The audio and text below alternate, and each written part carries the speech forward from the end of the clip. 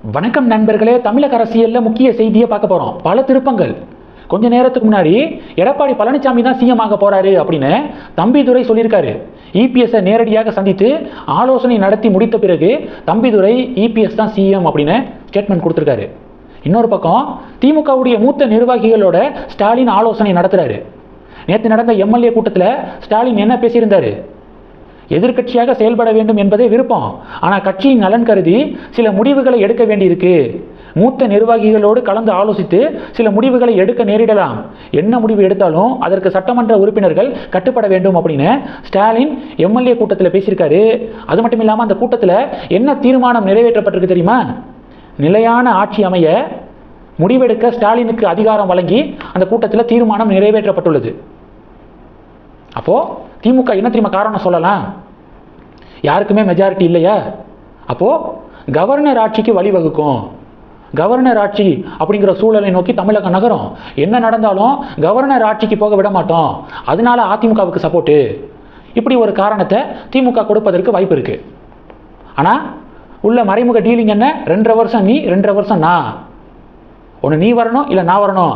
எப்போதுமே திராவிட கட்சிகளுடைய ஐடியா இதுதான். பாஜக, காங்கிரஸ் போன்ற தேசிய கட்சிகளை வளர விட மாட்டாங்கல்ல, காரணம் இதுதான். ஒன்று நீ ஆட்சியில் இருக்கணும், இல்லை நான் ஆட்சியில் இருக்கணும். புதுசாக யாரும் வந்துடக்கூடாது அப்படிங்கிறதுல 100% இல்லை, 200% உறுதியாக இருக்கிறவங்க இபிஎஸும் ஸ்டாலினும்.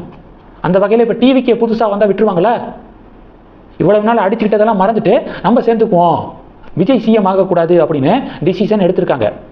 ஆல்மோஸ்ட் கன்ஃபார்ம் போலங்க. டிவிகே கேடர்ஸ் தான் பாவம். இப்போ விஷயம் என்னன்னா, 118 மெஜாரிட்டி மார்க்கு. டிஎம்கே ஏடிஎம்கே சேர்ந்தா அவங்களுக்கு மெஜாரிட்டி மார்க்கு கிடைக்குமா அப்படின்னு ஒரு மேத்தமெட்டிக்ஸ் போட்டு பார்க்கலாம். மொத்தம் 234. அதில் டிவிகேவுக்கு எவ்வளோ எம்எல்ஏக்கள் சப்போர்ட் இருக்கு?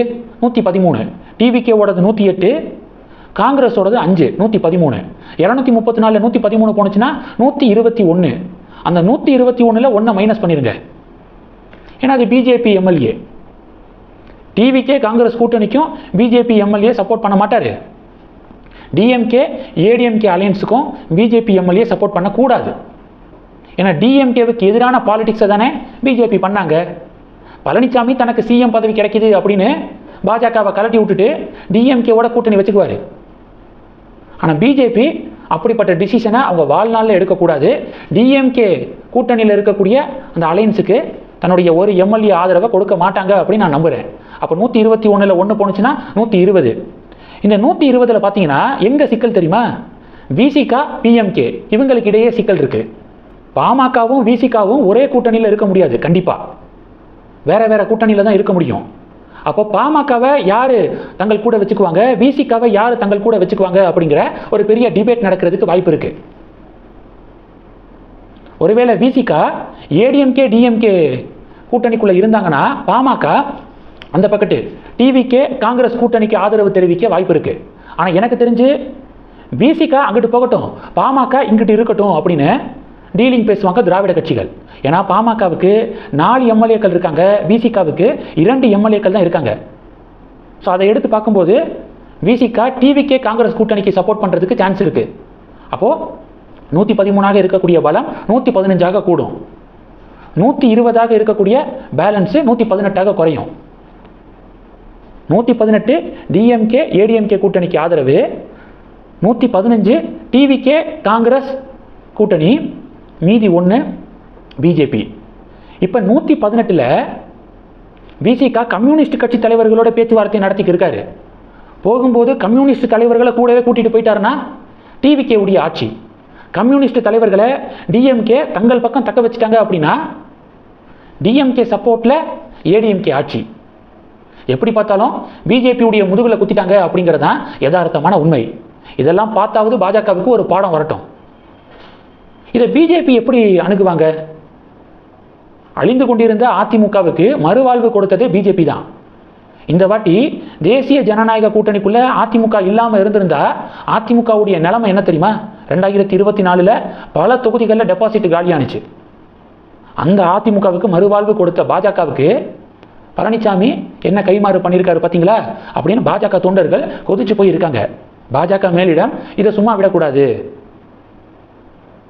ஒருவேளை பாஜக முதுகுல குத்தி திமுக சப்போர்ட்டோட பழனிசாமி முதல்வர் ஆனார்னா சென்ட்ரல் பிஜேபி அதுக்கு தக்க நடவடிக்கை எடுக்கணும் அப்படின்னு பாஜக தொண்டர்கள் கொதிக்கிறாங்க.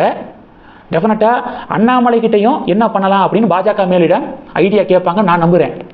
இனி நயினார்கிட்டலாம் ஐடியா கேட்க மாட்டாங்க.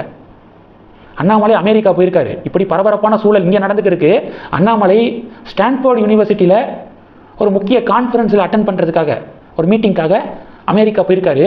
அமெரிக்காவிலேருந்து அண்ணாமலை கிட்ட பாஜக மேலிடம் டெஃபினட்டாக கருத்து கேட்பாங்க. பிஜேபியுடைய ஸ்டாண்ட் எப்படி இருக்கணும் அப்படின்னு அண்ணாமலை கிட்ட ஒப்பீனியன் கேட்கறதுக்கு ஹை சான்ஸ் இருக்குது. ஒருத்தருந்து பார்க்கலாங்க. உங்களுடைய பார்வைகள் என்ன மறக்காமல் கமெண்ட் பண்ணுங்கள். தொடர்ந்து கனெக்டில் இருங்க. அடுத்தடுத்து பல அப்டேட்ஸை நம்ம கொடுக்க ரெடியாக இருக்கோம். நன்றி. ஜெய் ஹிந்த்.